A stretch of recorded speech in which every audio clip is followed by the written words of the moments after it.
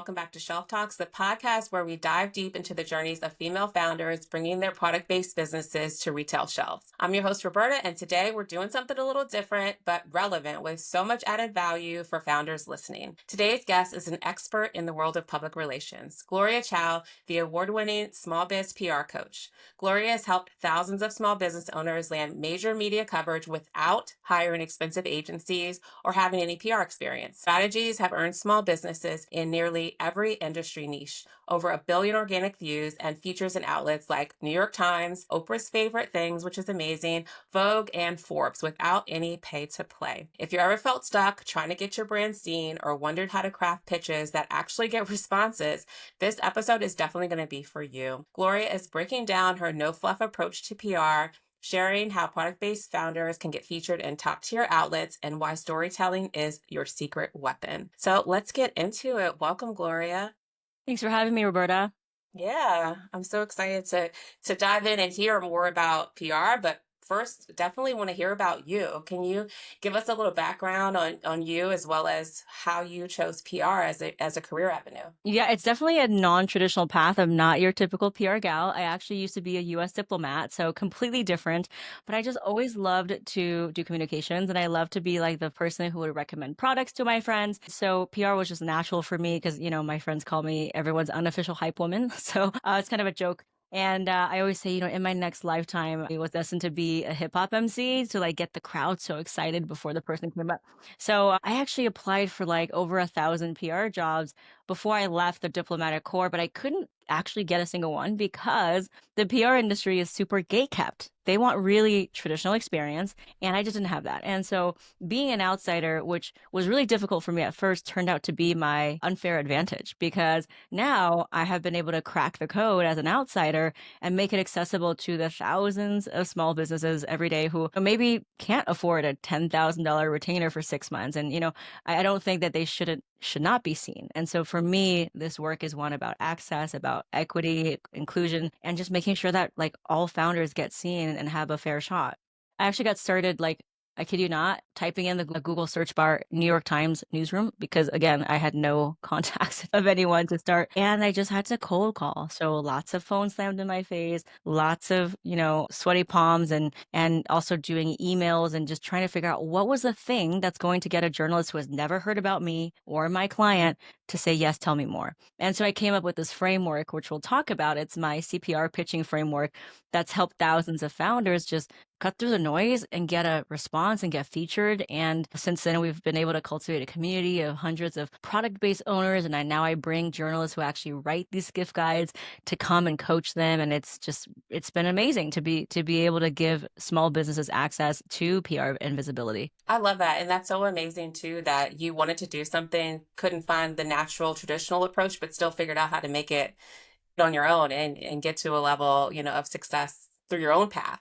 Mirrors founders like quite equally, right? In regards to just trying to figure out a way, like even when you don't know the path. Exactly. So it's like the third way. I think for product founders, it's like, well, I have a couple options to get my stuff seen. I can try social media, I can try ads, but we know for a fact that social media just doesn't really work anymore. The algorithm is really not showing our stuff to anyone. And ads have gone up in cost by what, 400%? And so for the people who maybe don't want to keep feeding Mark Zuckerberg's machine, how do we get seen? How do we tell our story? And some of the best stories are told from, these small businesses who actually created the recipe or something, in their mother's kitchen. And so that's the type of things that consumers want. I really think we are in a time and place where consumers don't want more of the same old, same old. They don't want to necessarily buy from big box brands.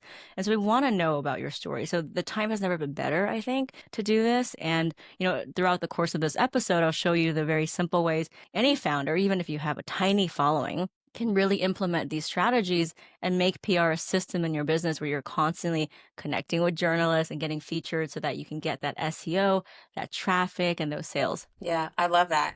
And so just to level set for people that are really trying to I feel like there's always a struggle in understanding what the difference is between PR and marketing. Can you explain the difference between those? Yeah, I always say, marketing is you talking about you and PR is your industry talking about you. And it's just a much better, more higher marker of credibility and authority. So when we think about PR, I'm talking about earned media. So not the pay to play scams that you get in your DMs. I'm talking about when you have not paid a journalist to talk about you and recommend you, right? That is the most authoritative way to get in front of your audience because it's that stamp of approval. It's not me paying an influencer of the week. So that's why it's so powerful. And honestly, that's why PR agencies costs a lot and it has not been really made available to a lot of the smaller brands. I think that the thing that product owners need to know is that there is so much content being produced every minute, and you're actually doing the journalist a favor by putting your name in the hat. Now, we'll show you exactly how to pitch with relevancy and follow up, but believe me, journalists want to hear from you, and we depend on journalists to recommend and discover indie brands all the time.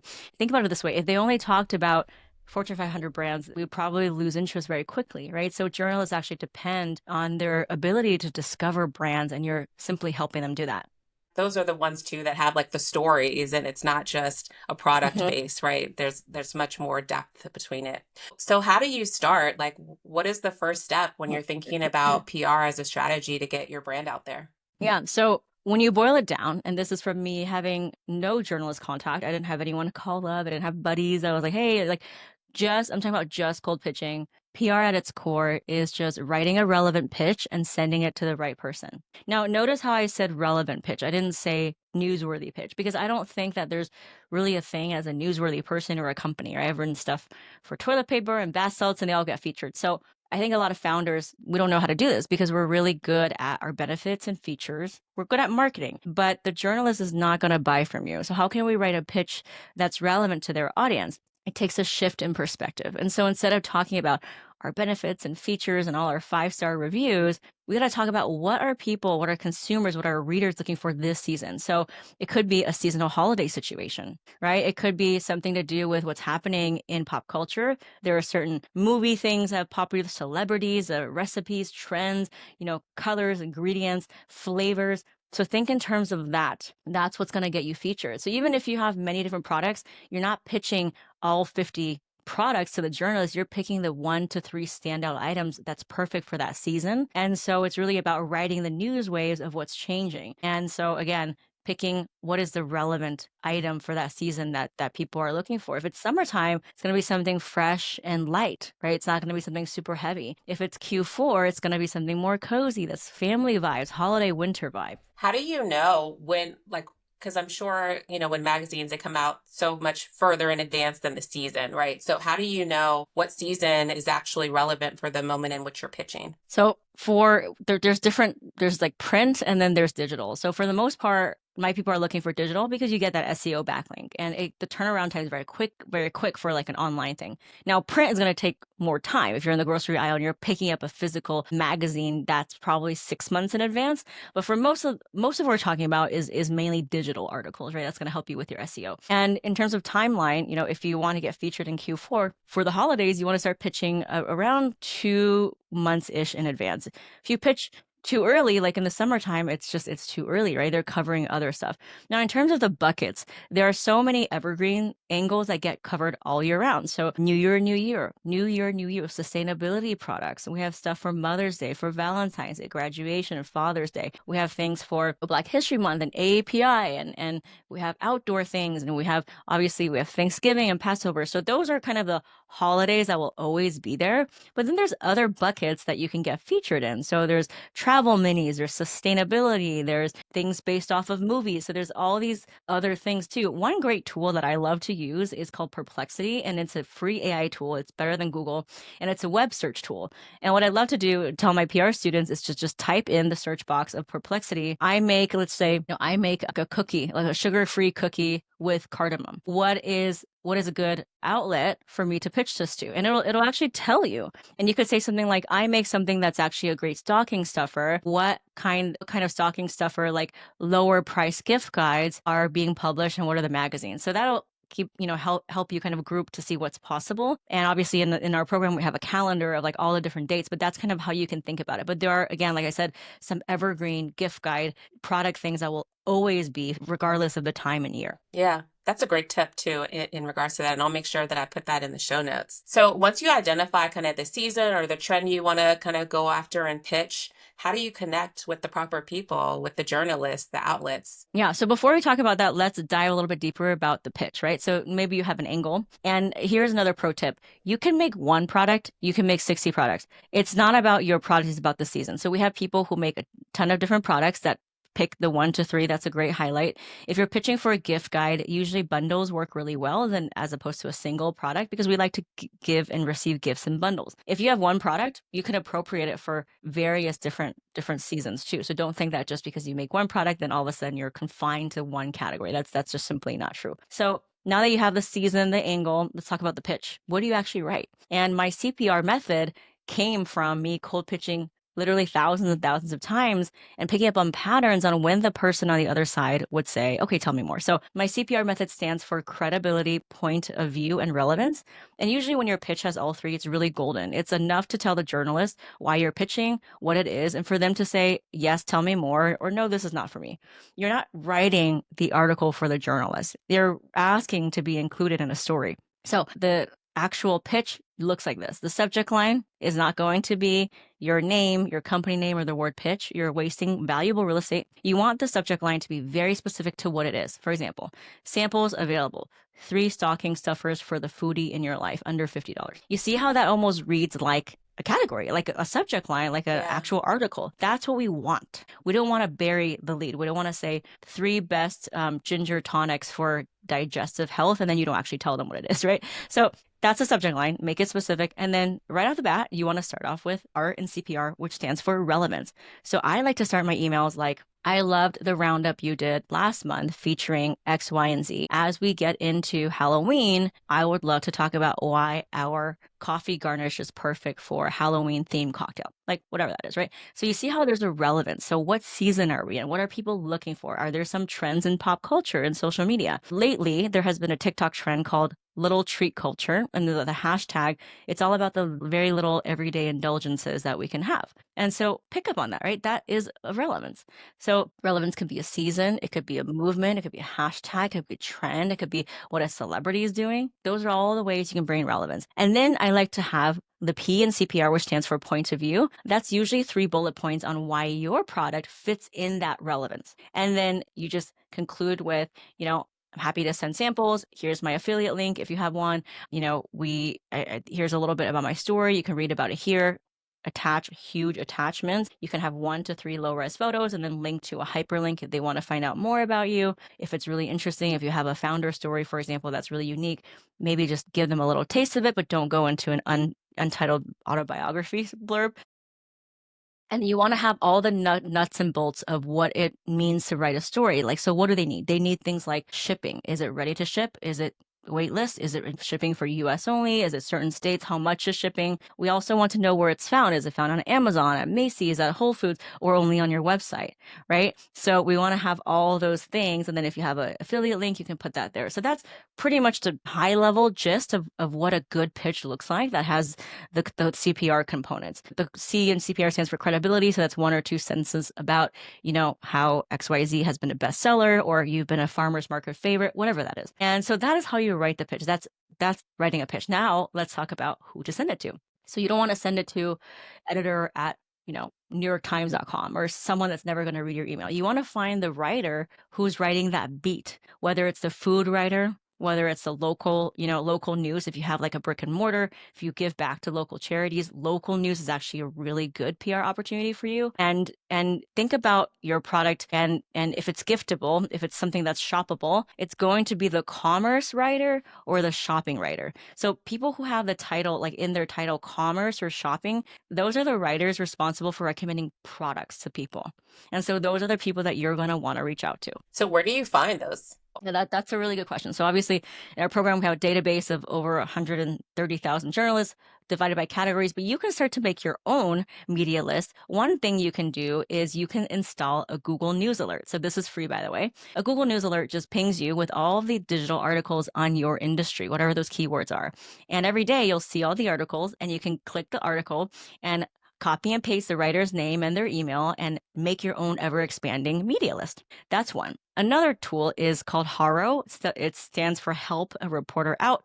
You sign up as a source. It's free. Every day you get tons of journalists asking, I need to interview a baker. I need to interview a pet specialist, whatever that is, right? And then another way you can find what journalists are writing about is by signing up as a source on www.sourceofsources.com. It's kind of like a HARO, Help a Reporter Out, where journalists are being like, hey, I need to interview an expert for this specific topic. And so those have really quick turnaround times. It's pretty easy to respond to. They give you exactly the title of the story, what is the outlet, the email, and it's pretty simple. You just reply. Another gold mine for finding what journalists are writing for is actually Substack. So Substack is like a blogging platform, and a lot of journalists who are freelancers are actually telling their subscribers, and this is free, by the way, here are the latest stories I'm writing for Southern Living. Real simple. Oprah's favorite things, food and wine. And so it's about following the writers in your niche. You can do a quick search on Substack,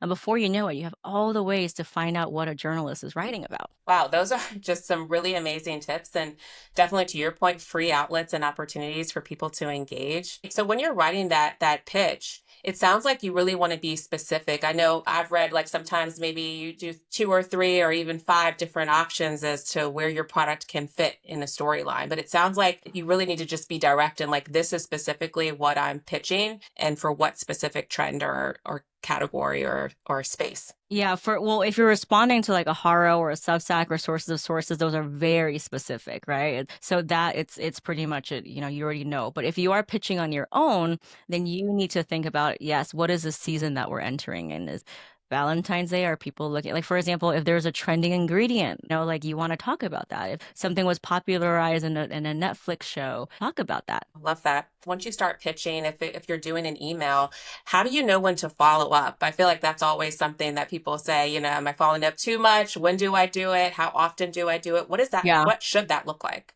That's a really great question. And I will say that the beauty is in the follow-up.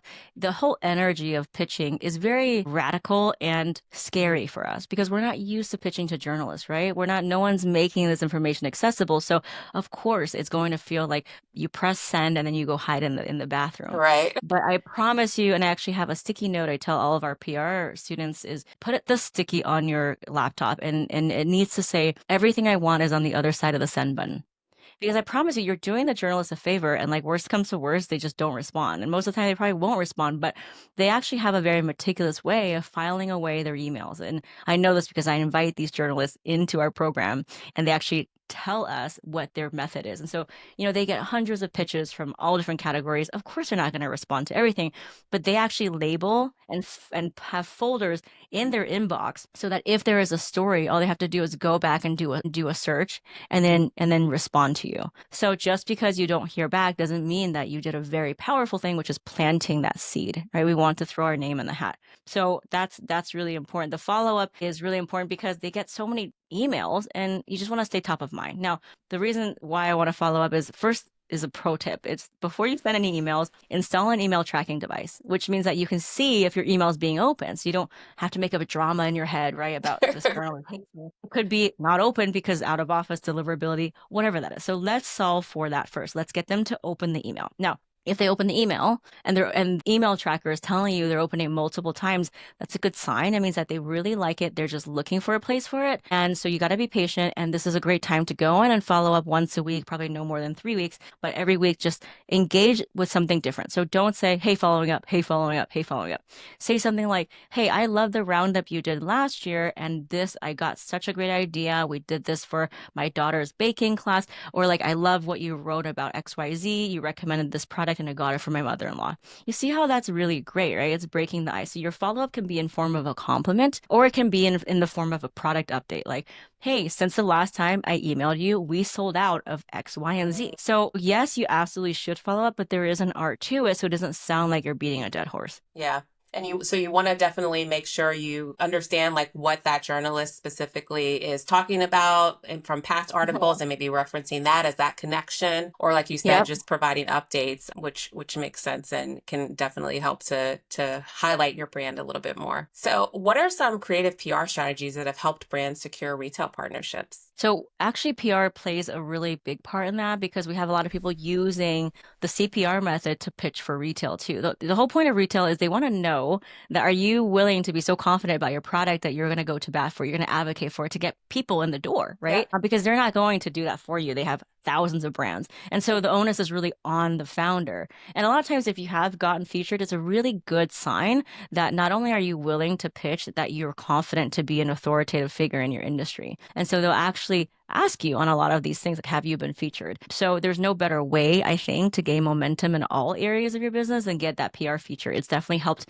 not only to get into wholesalers, but it's helped for fundraising, right? It's helped to get people to secure prestigious awards and speaking. So PR is really, I think, the one marketing activity that compounds and checks all of those boxes more than anything that you can do. Yeah. What's the best way to get press coverage that directly impacts retail sales? Well, I think just everything that we talked about today, Yeah. right? So like you can say in your pitch, I sell this on XYZ, and also you can find me at your local Whole Foods. But it would still be in like a product recommendation, a gift guide, or anything that talks about like lists of best products. So again, that's talking to the commerce or the shopping writer or the food writer. And then can you share a success story of a brand that leveraged PR to land a major retail deal? Yeah, I mean, I think it's all part of the journey. So, like, we have a lot of early stage founders. We have someone from Canada that's making hot sauce in her garage. First time founder, she only makes one product, and she used the CPR method to get into national morning breakfast television. Oh, wow.